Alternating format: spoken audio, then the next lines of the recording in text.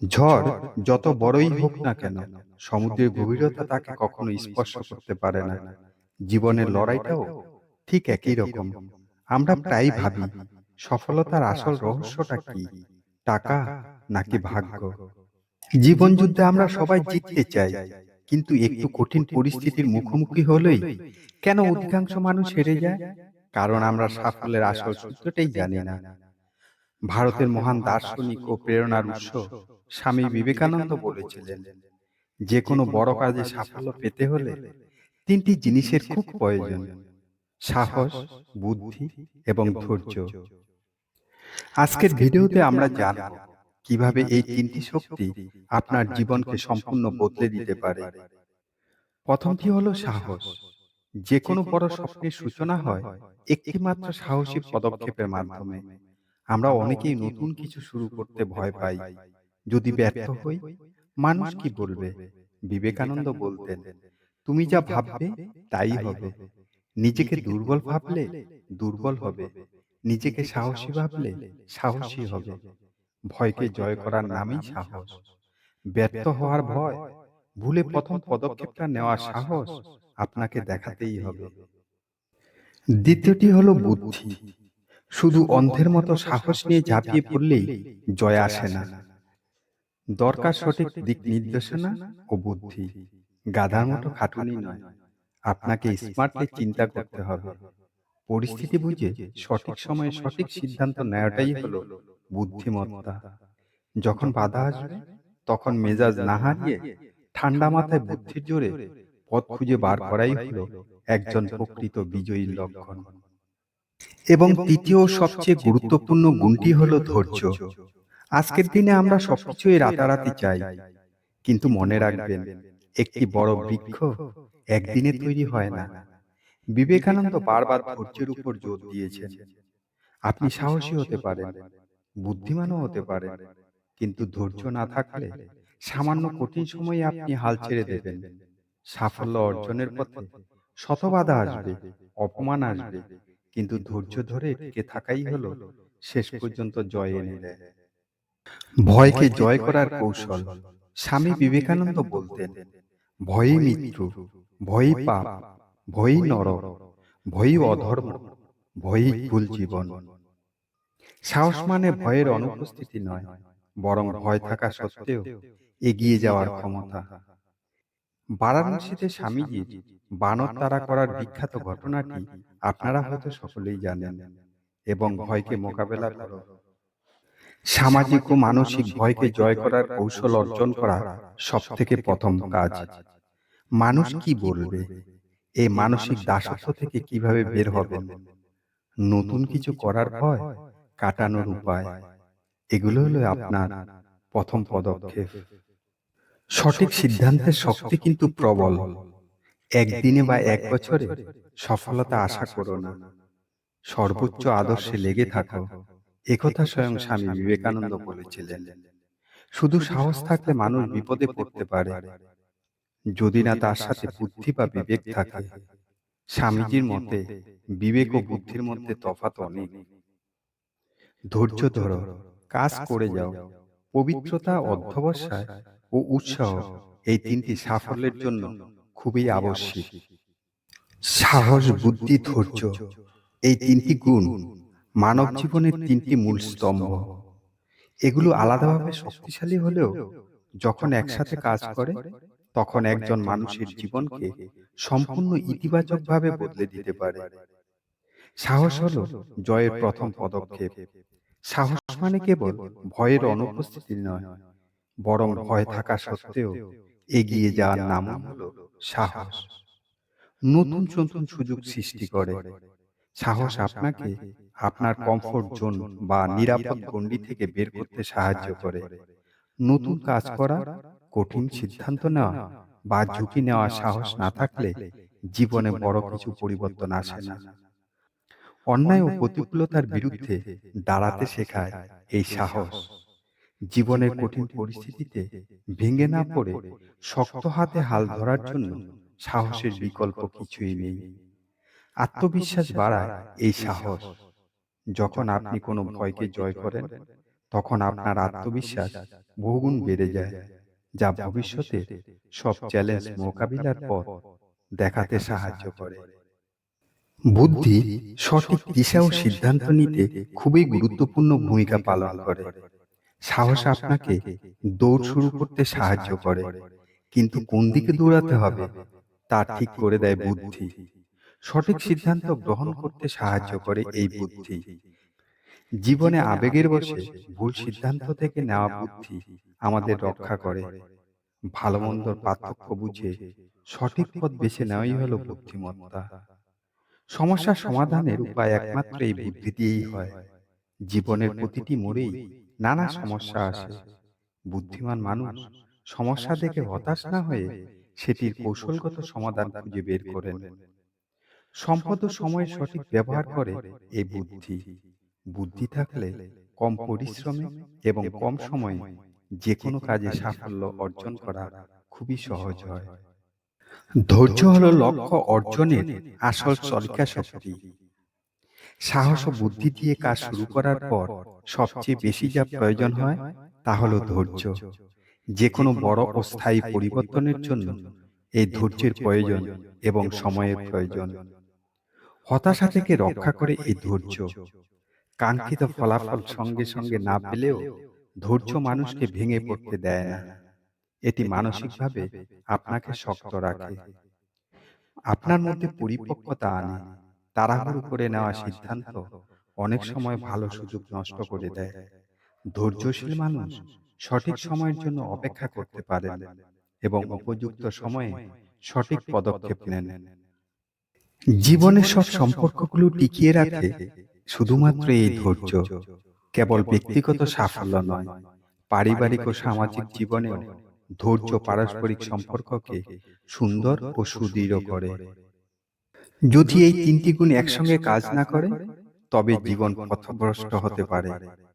কেবল সাহস থাকলে হবে না, তা দুঃসাহসে পরিণত হতে পারে এবং ভুল সিদ্ধান্তের দিকে এগিয়ে নিয়ে যেতে পারে।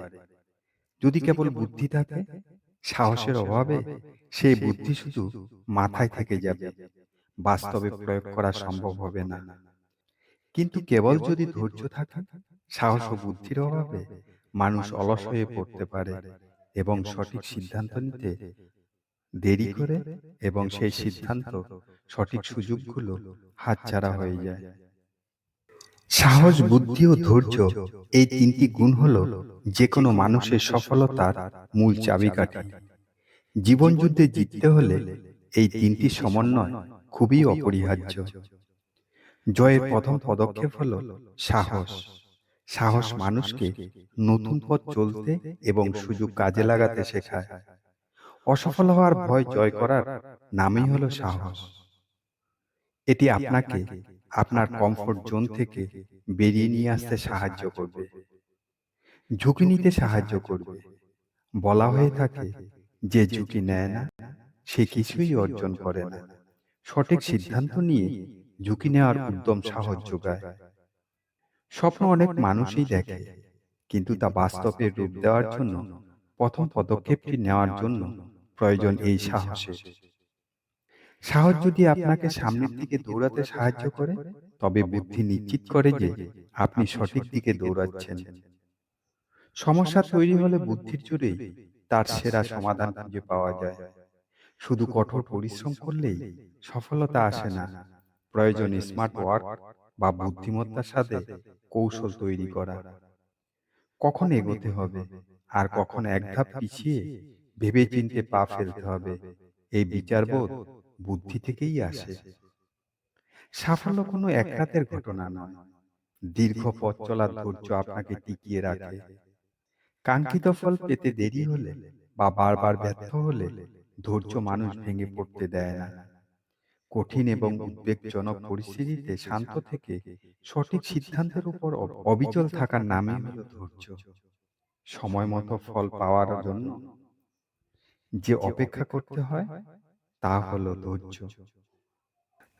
তাই বন্ধু, জীবনের যে মোড়েই আপনি থাকুন না কেন, শুরু করার সাহস রাখুন, পথ চলার বুদ্ধি প্রয়োগ করুন এবং গন্তব্যে না পৌঁছানো পর্যন্ত ধৈর্য ধরে রাখুন। সাফল্য আপনার কাছে আসতে বাধ্য। আজ থেকেই স্বামী বিবেকানন্দের এই 3টি শিক্ষা নিজের জীবনে প্রয়োগ করা শুরু করুন। আজকের ভিডিওটি আপনার মধ্যে সামান্যতম অনুপ্রেরণা জাগিয়ে থাকলে লাইক করুন এবং বন্ধুদের সাথে শেয়ার করে ছড়িয়ে দিন। দেখা হচ্ছে পরবর্তী ভিডিওতে।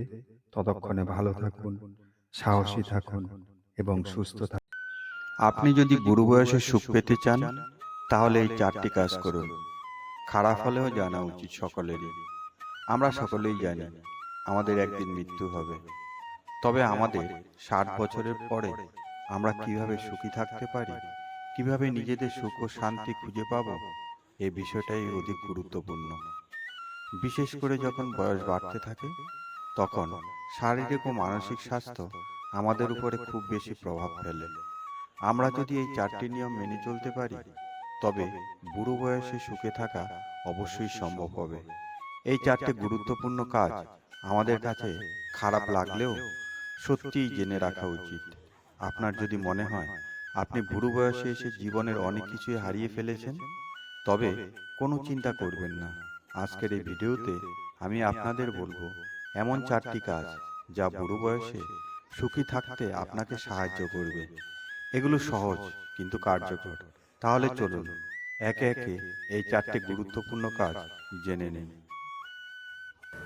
নাম্বার 1, অর্থনৈতিক স্বাধীনতা গড়ে তোলা।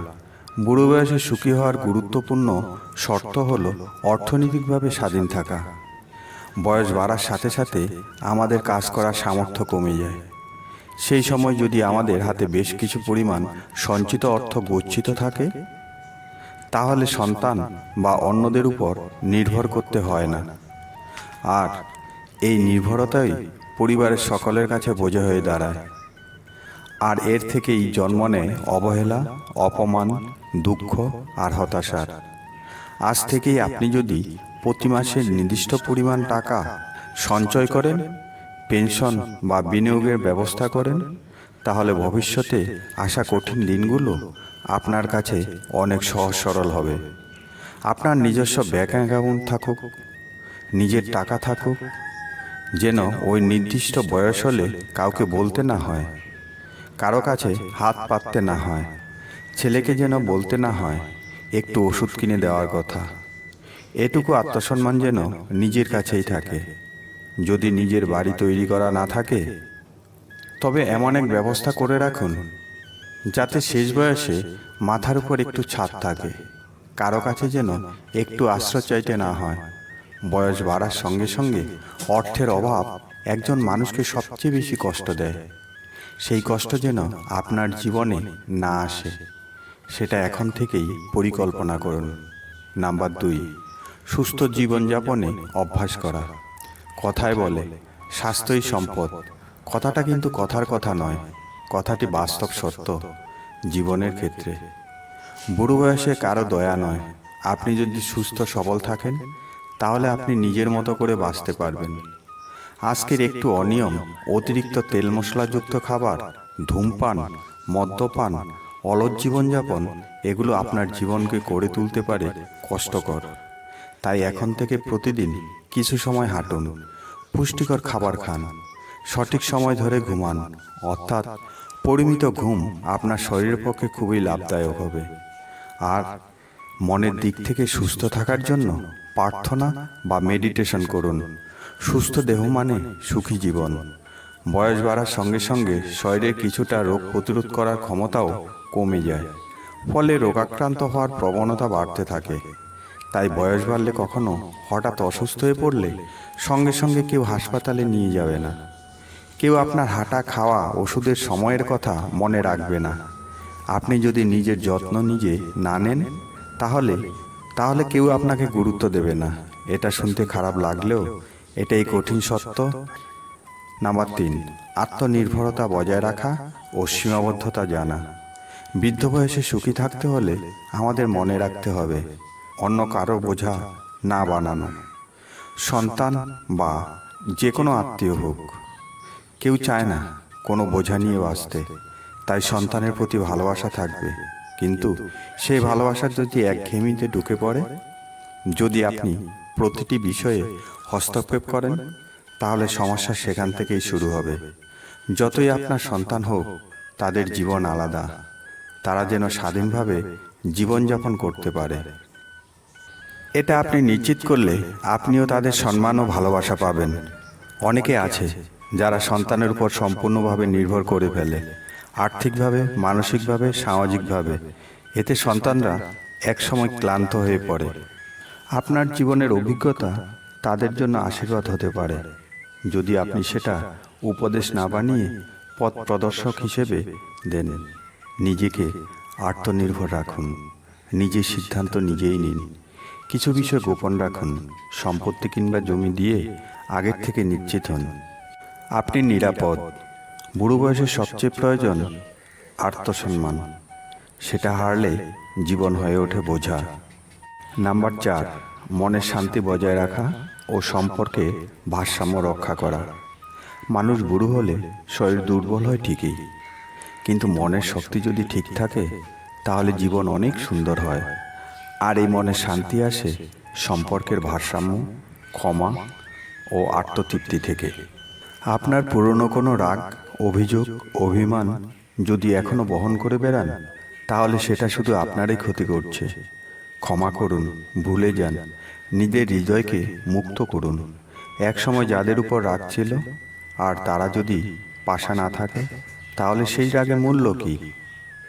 নিজের ছেলে মেয়েকে ভালোবাসুন, কিন্তু তাদের স্বাধীনতা দিন। পুত্রবধূ বা জামাইকে আপন করে নিন, কিন্তু তাদের ব্যক্তিত্বকে মর্যাদা দিন। আপনি যদি সবসময় আমার সময় এটা হতো, এখনকার যুগটা একেবারে শেষ, এই কথাগুলো বলেন, তাহলে প্রজন্মের সঙ্গে দূরত্ব তৈরি হবে। বয়স বাড়লে সবচেয়ে বড় বন্ধন হয় ভালোবাসা ও সহানুভূতি। আপনি যদি হাসি খুশি, কৃতজ্ঞতা, সদয় থাকেন, তাহলে মানুষ আপনার চারপাশে থাকতে ভালোবাসবে। সবচেয়ে বড় কথা, এখন সময় নিজের শখ পূরণের।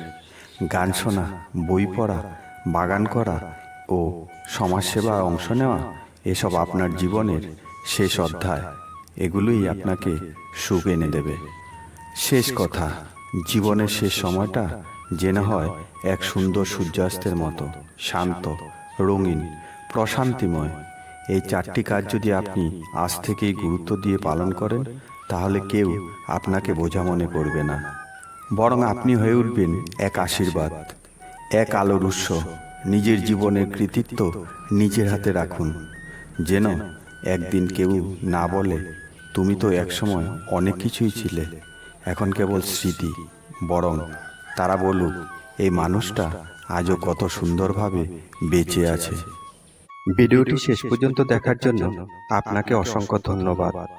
ভিডিওটি যদি ভালো লাগে তাহলে লাইক করুন, কমেন্ট করুন, শেয়ার করুন এবং সাবস্ক্রাইব করে পাশে থাকুন। ভিডিওটির মধ্যে কোনটি আপনার কাছে সবথেকে বেশি ভালো লেগেছে সেটা কমেন্ট করে জানান। পরের ভিডিওতে আবার দেখা হবে।